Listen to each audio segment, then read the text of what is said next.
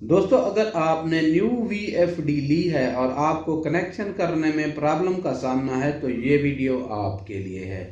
आज मैं आपको बताऊंगा कि आप अपनी वीएफडी में मोटर के कनेक्शन और सोलर के कनेक्शन कहां पर लगा सकते हैं। मेरा नाम है तारिक और आप देख रहे हैं डीजीके टेक्निकल। दोस्तों, चलते हैं अपनी वीएफडी की तरफ। दोस्तों, सबसे पहले आपको पॉजिटिव और नेगेटिव पॉइंट नजर आ रहे हैं, जो दरअसल सोलर के पॉइंट हैं। लेकिन ठहरिए, जहां पर अगर आपने नेगेटिव और पॉजिटिव का ख्याल ना रखा तो आपकी वीएफडी जल सकती है। दोस्तों, इसके आगे आपको RST के 3 पॉइंट नजर आ रहे हैं। दरअसल ये 3 फेज कनेक्शन पर चलाने के लिए हैं, लेकिन हम यहाँ पर सोलर के कनेक्शन लगाएंगे। दोस्तों, आपने R और T पर सोलर के कनेक्शन लगा देने हैं। तो R और T पर हम जैसे भी अपने कनेक्शन लगा दें जहां पर हमारी VFD जलने का कोई चांस नहीं है। दोस्तों, इसके बाद हम बात करते हैं अपनी मोटर के कनेक्शन के बारे में। RST के आगे दोस्तों आपको UVW नजर आएंगे। UVW